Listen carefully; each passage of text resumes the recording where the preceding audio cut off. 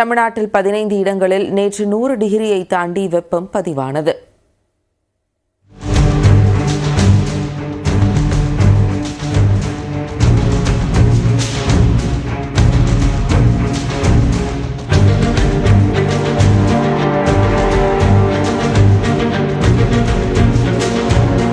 தமிழ்நாட்டில் கோடை காலத்தையொட்டி வெப்பத்தின் அளவு நாளுக்கு நாள் அதிகரித்து வருகிறது.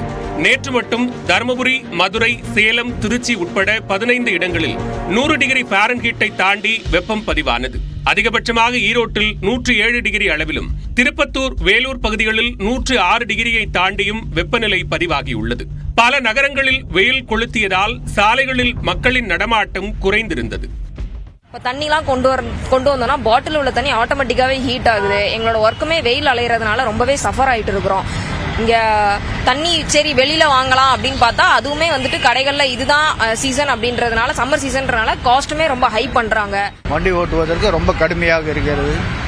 டீசல் நம்ம வெயிலில் ரொம்ப ஏர் வாங்குது.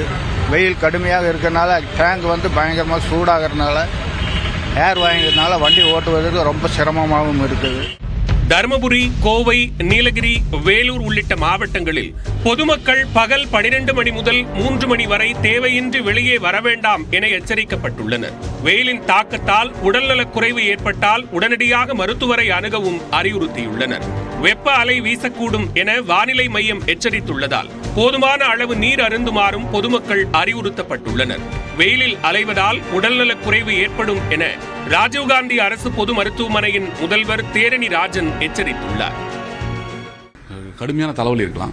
அதே மாதிரி பார்த்தீங்கன்னா லைட் ஹெட்டட்னஸ், அப்படியே பலுவா இருக்குது, இல்லைன்னா ஹெவியா இருக்குது, இல்லை லைட்டா இருக்குது, இல்லது தடனா வேர்த்து போறது மட்டும் இல்லாமல் வெளுத்து போறது, இது ரெண்டும் இருக்கும். பல்ஸ் இடம் கூடிடும், நெஞ்சு படபடப்பு அதிகமாயிடும், ஒரு சோர்வு, ஒரு கன்ஃபியூஸ்டு ஸ்டேட், நம்ம எந்த நிலைமையில் இருக்குன்னே தெரியாம சோர்ந்து உட்கார்ந்துருது. இது ஹீட் எக்ஸாஷன் சொல்லுவோம். ஹீட்டினுடைய தாக்கத்தினால் ஏற்படுகின்ற எக்ஸாஷன். இதுவே ஒரு 104 டிகிரி போகுது, 40 டிகிரி சென்டிகிரேட் வருது அப்படின்னும் போது என்னன்னா அந்த உள் வாங்கின வெப்பத்தை வெளியே ஏற்ற முடியாமல் உடம்பு முழுமையாக சக்கை போன்று ட்ரை ஆயிடும். ட்ரை ஆனது மட்டும் இல்லாமல் அவர் சுயநினைவு இழக்கக்கூடிய நிலைமைக்கு வரைக்கும் போகலாம். இதனிடையே இன்றும் வட தமிழக உள் மாவட்டங்களில் ஓரிரு இடங்களில் வெப்ப அலை வீசும் என வானிலை ஆய்வு மையம் கூறியுள்ளது. வட தமிழக உள் மாவட்டங்களின் ஒரு சில இடங்களில் அதிகபட்சமாக இயல்பை விட 3 டிகிரி முதல் 5 டிகிரி செல்சியஸ் வரை வெப்பம் அதிகமாக இருக்கக்கூடும். அதிகபட்ச வெப்பநிலை தமிழக உள் மாவட்டங்களின் சமவெளி பகுதிகளில் ஒரு சில இடங்களில் 38 டிகிரி முதல் 41 டிகிரி செல்சியஸ் வரையிலும், இதர மாவட்டங்களின் சமவெளி பகுதிகள், புதுச்சேரி மற்றும் காரைக்கால் பகுதிகளில் 35 டிகிரி முதல் 38 டிகிரி செல்சியஸாக பதிவாகக்கூடும் என கணிக்கப்பட்டுள்ளது.